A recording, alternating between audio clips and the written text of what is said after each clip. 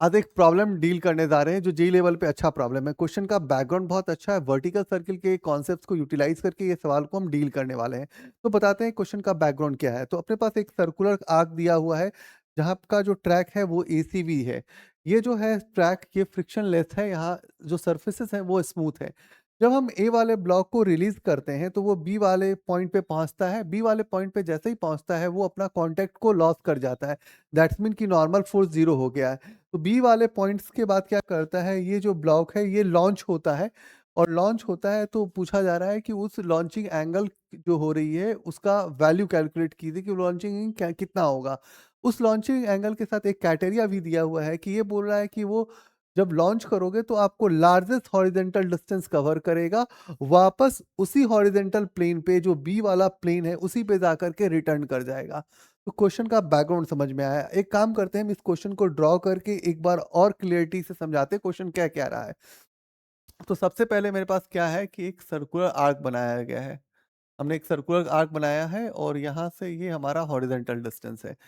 तो अभी यहाँ पे इनिशियली जो ब्लॉक था यहाँ पे रखा हुआ था, ठीक है। यहाँ सेंटर है। सेंटर से मतलब कि ओ वाले पॉइंट से यहाँ तक का जो डिस्टेंस दिया है वो आर दिया हुआ है, ठीक है। ये हमारा ए है, ये हमारा सी है और ये हमारा बी वाला पॉइंट है। अब ब्लॉक यहाँ से पहले इस बॉटम पे आएगा, बॉटम के बाद बी के पास जाएगा तो यहाँ बी पे चला गया, ठीक है। यहाँ बी पे चला गया तो दे मेक्स एन एंगल, यहाँ पे थीटा एंगल बना दिया, ठीक है। तो हम क्या करते हैं, इसको थोड़ा डॉट लाइन से बनाते हैं, ठीक है, थोड़ा समझने के लिए हेल्पफुल रहेगा, ठीक है। अब बी वाले पॉइंट पे आया और उसके बाद क्या हुआ, यहाँ पे कांटेक्ट लॉस किया और ये जा करके जंप करके ऐसे करके ये फॉल डाउन हो गया, ठीक है। अब यहाँ पे जब ये लॉन्च किया तो वी स्पीड से ये लॉन्च हुआ, ठीक है। तो इसके कारण क्या हुआ, ये एंगल जो बना ये थीटा बना और ये बी से ये जो हॉरिजेंटल लाइन का डिस्टेंस एंडिंग है वो एक्स है, ठीक है। क्लियर है। अब जब ए पे बात करते हैं तो ए पे जो पोटेंशियल होगा वो कितना होगा, जीरो हो जाएगा, क्योंकि आप कोऑर्डिनेट देखोगे तो माइनस आर और जीरो हो रहा है। ए पे काइनेटिक एनर्जी कितना हो जाएगा, तो जीरो हो जाएगा क्योंकि स्टार्टिंग पॉइंट है। अब दूसरी पार्ट पे आते हैं कि यदि हम सी पे पोटेंशियल लिखें तो कितना हो जाएगा, तो माइनस एम जी आर हो जाएगा, क्योंकि कोऑर्डिनेट के जो सेंटर है, मतलब कोऑर्डिनेट देखें तो उसके से आप बिलो दिख रहे हैं, तो ठीक है ना, बिलो दिखेंगे तो माइनस आर लिखेंगे। अब यदि हम ये निकालें तो ये लाइन कितना हो जाएगा, आर कॉस थीटा और ये क्या हो जाएगा, आर साइन थीटा, ठीक है ना। तो अब सवाल है कि जब बी पे जब कांटेक्ट लॉस कर गए तब तो नॉर्मल फोर्स जीरो हो गया।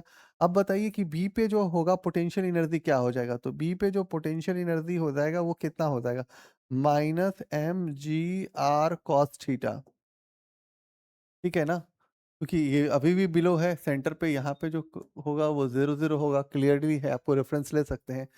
अब बी पे जो पार्ट है कि जब आप कॉन्टेक्ट लॉस करेंगे तो बी तक पहुंचे होंगे तो किसी न किसी स्पीड से पहुंच गए होंगे।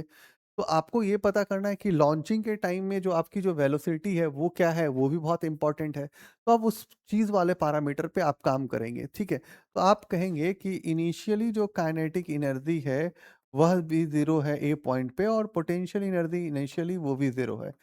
Kinetic energy final plus kinetic in potential energy final B वाले पॉइंट पे, तो kinetic energy zero, potential energy zero, ये कितना हो जाएगा, 1/2 mv² minus M G R cos theta. Clear है।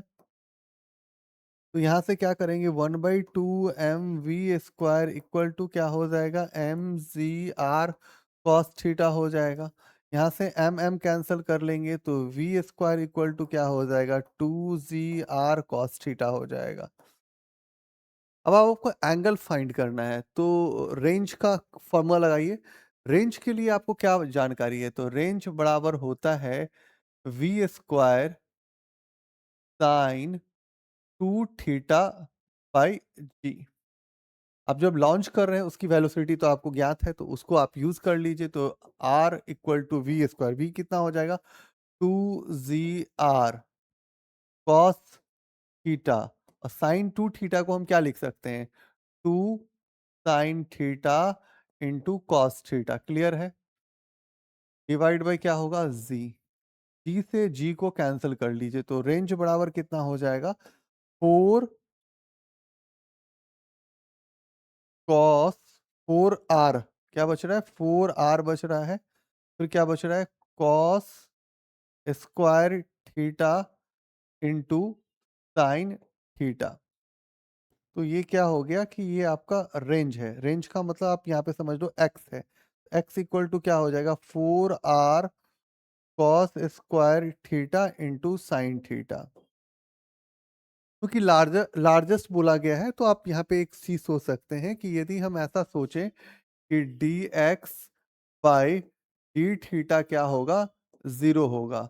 जो x है वो कितना है 4r cos square theta into sine theta. एक बार चेक कर लेना चाहिए, उतना याद रहता नहीं है फिर भी एक बार 4r cos square theta into sine theta. अब आप सोचो कि इसको हम ऐसा सोचते हैं कि ये मेरा u है और ये हमारा v है। तो आपको एक फॉर्मूला पता है कि d यदि और d थीटा में यदि हम u इंटू वी कर लें तो पहले u को छोड़ते हैं v को डिफरेंशिएट करते हैं, फिर v को छोड़ते हैं और u को डिफरेंशिएट करते हैं। तो सेम प्रोसेस यूज करेंगे यहाँ पे भी हम। तो अभी हम करते हैं इसको डिफरेंशिएट करते हैं तो हम लिखेंगे क्या D x by D theta. तो ये तो जीरो हो गया तो जीरो इक्वल टू अब यू को छोड़ना है आपको, ठीक है। तो यू को 4r हम पहले लिख लेते हैं थोड़ा हेल्प होगा। फिर कॉस स्क्वायर तो कॉस स्क्वायर थीटा को हम छोड़ देते हैं, ठीक है। और डी साइन थीटा और डी थीटा कर लेते हैं प्लस प्लस का। अभी हम क्या करेंगे किसको छोड़ेंगे साइन वाले को छोड़ लेंगे तो साइन वाले को छोड़ लेते हैं और डी कॉस स्क्वायर थीटा फिर क्या लिखेंगे डी कॉस थीटा और फिर लिखेंगे डी कॉस थीटा और डी थीटा लिखेंगे और उसको ब्रैकेट क्लोज कर देते हैं, ठीक है जी। अब जीरो इक्वल टू कितना हो जाएगा 4r। यहाँ पे क्या बचेगा कॉस स्क्वायर थीटा और साइन थीटा का करोगे तो ये कॉस थीटा हो जाएगा ई प्लस साइन थीटा हो जाएगा। ये क्या हो जाएगा 2 कॉस स्क्वायर है तो 2 कॉस थीटा लिख देंगे इसको और कॉस थीटा का क्या हो जाएगा माइनस साइन थीटा हो जाएगा। क्लियर है, ब्रैकेट क्लोज कर देते हैं। अब तो जीरो और ये 4r वाला टर्म्स को हटाइए यहाँ से, ठीक है।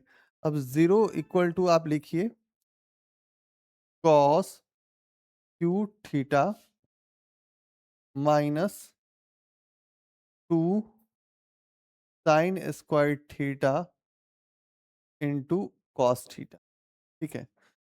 जीरो यहाँ से क्या कीजिए कॉस को कॉमन ले लीजिए, कॉस थीटा कॉमन ले लीजिए तो ये कितना बचेगा cos square theta minus 2 sine square theta.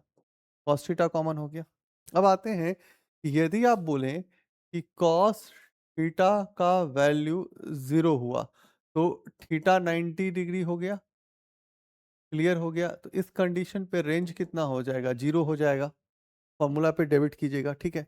दूसरा कंडीशन यहाँ पे आते हैं कि यदि आप बोल रहे हैं कि cos square theta minus 2 sine square theta equal to यदि 0 है तो आप लिख सकते हैं cos square theta equal to 2 sine square theta. तो एक काम करते हैं हम इसको थोड़ा और अरेंज करके लिख देते हैं 2 sine square theta equal to cos square theta, ठीक है। तो इधर लेके जाए तो ये क्या हो जाएगा tan square theta equal to 1/2। तो tan थीटा इक्वल टू कितना हो जाएगा 1/√2। तो निकल गया ना वो लॉन्चिंग एंगल जो आपको चाहिए था। तो सिंपल एनालिसिस है, सिंपल अप्रोच लेना है। ये जो चीज़ें थे ये सही से समझ में आ जाए, क्वेश्चन को स्टार्ट कैसे करना है, ये जो कोऑर्डिनेट्स हैं ये सही से समझ में आ जाए तो आपका काम जो हो जाएगा वो बन जाएगा। तो ये सिंपल सिटीज़ जो है वो आपको समझ में आना चाहिए।